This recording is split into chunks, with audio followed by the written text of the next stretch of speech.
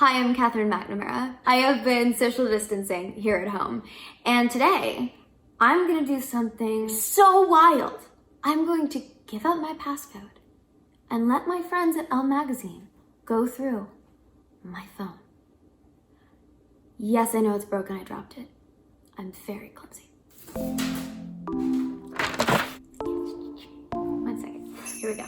I have a system for making sure I wake up on time with my alarms. I always set 3, and I set them in increments so that I have to keep turning the alarms off, and eventually I do get out of bed. So this morning I set my alarms for 5:45, 5:50, and 6 a.m., and I got up on time.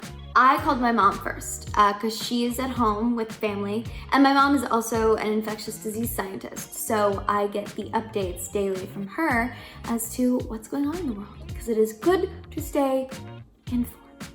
The first 2 apps I check in the morning are generally Instagram and WhatsApp. That's how I keep in touch with people. I have a lot of friends in Europe and the UK, and so messages will come in while I'm asleep, and I get them in the morning, and it's a lovely thing to wake up to. Oh goodness, okay, here we go. Open your music library, put it on shuffle, and let us know the first 3 songs that pull up in your queue. All right, here we go, folks. Let's see what happens here. Okay.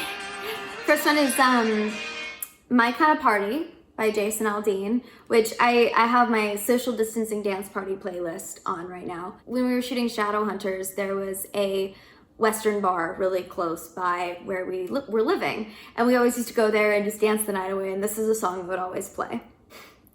The next song is Dancing Through Life from Wicked, which is also on my social distancing dance party playlist. I love this song. It's fun to dance to. It's another one that we always used to all sing and blast in the car during Shadowhunters, so a lot of memories associated with this one. You think I'm a musical theater nut? The next song is Phantom of the Opera. Alberto from Shadowhunters, he and I went through a phase of working out to classical music and symphony music, and then I quickly went, wait a minute, I think Phantom of the Opera also goes in this category, and it does, it works, it's so energizing. Maybe just to me though. The last DM I received, so my buddy has this squirrel that lives outside his house, and every morning now waits at the door because he feeds it. And so I opened my DMs, and this is the first thing I saw, was his squirrel. Very persistent. My busiest, funniest, craziest group chat is called Mafia. And it is the game night group chat that I have with a bunch of friends. I miss game night. We're actually all talking about doing a virtual Mafia night, which should be a lot of fun. Show us a selfie that I refuse to post on social media. So, I was shooting a movie in New York right before all of this happened, and right as it was first starting, people were just starting to wear masks on planes and things like that. I was flying back to LA. I didn't have a mask, so I turned my hoodie backwards and made a mask out of my hoodie. Probably not real effective, but I took a bunch of silly pictures.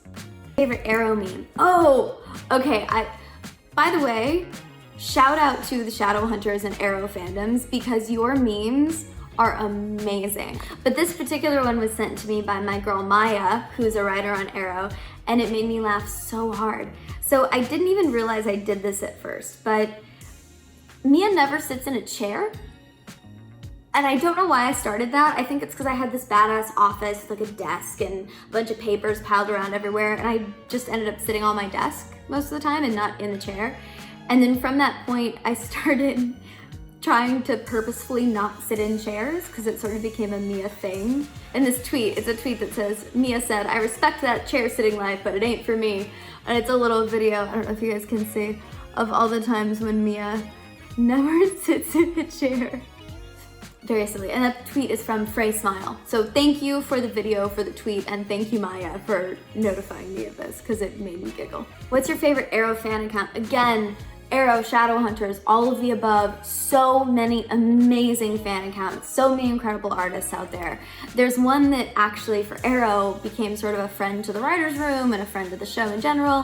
His name's Lord Mesa. Check it out on Twitter. It's such incredible art for many fandoms. What shows have you downloaded on your phone? What books have you downloaded? I've downloaded Outlander, Grey's Anatomy, Succession, and Newsroom I just watched recently. I'm trying to catch up on as much as I can while we're in this time. Also, I have a lot of audiobooks. I've been going through all of the Harry Potter audiobooks. Don't kill me, Potter fandom. I love you guys. Love the movies. Never got around to reading the books, but I'm doing it now. I'm taking advantage of my time. I'm getting it off my to-do list. I have some books for projects I'm developing. A book called Sapiens, which is sort of the history of the human race as a species, and it's fascinating. I have Stephen King's It. I have Sally Field's autobiography I just downloaded on my best friend's recommendation. And I watched The Bachelor for the first time this year, and there's the book about Bachelor Nation and about sort of the inception and the behind the scenes of it, and I was curious and took a flight for me to listen to. It was quite informative. I love podcasts. My podcast listening tends to delve into two different categories: true crime and actor interviews.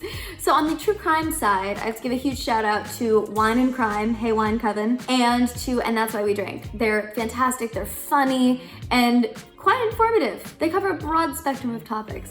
Also on the actor interview side, I tend to listen to Off Camera with Sam Jones and Armchair Expert with Dax Shepard. I think the app fans would be surprised that I don't have on my phone is TikTok. I have massive respect for the people that put that creative effort in and create those videos because they're epic. I just haven't figured out how to do it or what it is yet. Maybe I'm too much of a grandma, maybe I'll get into it, we'll see. The app I spend too much time on is Pinterest. I love Pinterest.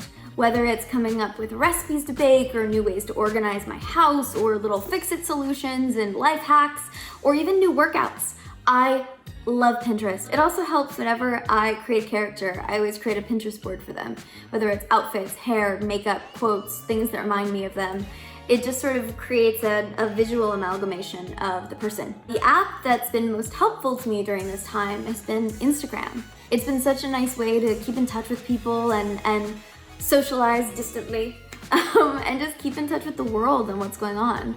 Who is the last person I followed on Instagram? This is actually a funny story. It was suggested to me the other day to follow Nick Jonas. I didn't realize that I didn't follow Nick Jonas. I thought I did. So he's the last person I followed on Instagram, even though in my mind I already did. Who's the last person you unfollowed on Instagram? I don't think I've ever unfollowed anybody on Instagram. Are you supposed to unfollow people on Instagram? What is your favorite page on Instagram? I love @dog, just @dog on Instagram. They post so many cute dog and animal videos that just make you smile. Also, there's one called Good News. I think it's called @goodnews. Wait, let me see, what's the actual account?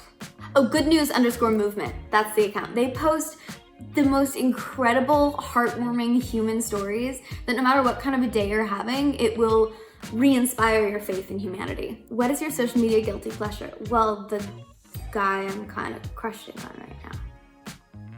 No, but in reality, my social media guilty pleasure is, I would say, BuzzFeed. What is the most outrageous thing you've Googled in the past week? Oh, so it was a friend of mine's birthday, and I knew there was a funny video that we'd made probably 8 years ago, but it was on our mutual friend's Vine, and I had to go search the internet to try and find that Vine profile and then find the video. Can you imagine how long that took? So you're welcome, Rotman. Happy birthday. The most recent photo in my phone is my dear friend Catherine Gallagher had a brilliant quote that was in an interview of hers, and she posted it on her story, and I loved it, so I screenshotted it. And it says, when you're a performer, you're going to find a stage no matter what. I agree.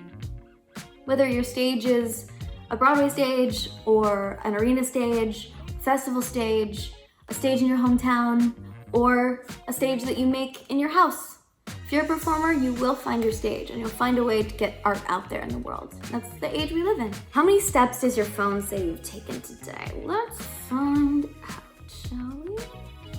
My phone says I've taken 2,453 steps today. It's not very many, but it doesn't count the 6.5 miles I ran on the treadmill today, so that still counts. My best friend and I love to go on walks and explore places, especially when we travel, and he's over 6 foot tall, and I'm 5'5". So our gait is rather different. But we always compare because our mileage is usually generally the same, but I have several thousand more steps than he does. Thank you so much for hanging out with me and Elle today. I had so much fun going through my phone with you. Thankfully, it wasn't too embarrassing. Make sure to stay tuned for The Stand on CBS All Access coming later this year, and subscribe to Elle for more videos like this one. And I love y'all, but I'm changing my password now. Be well, be safe.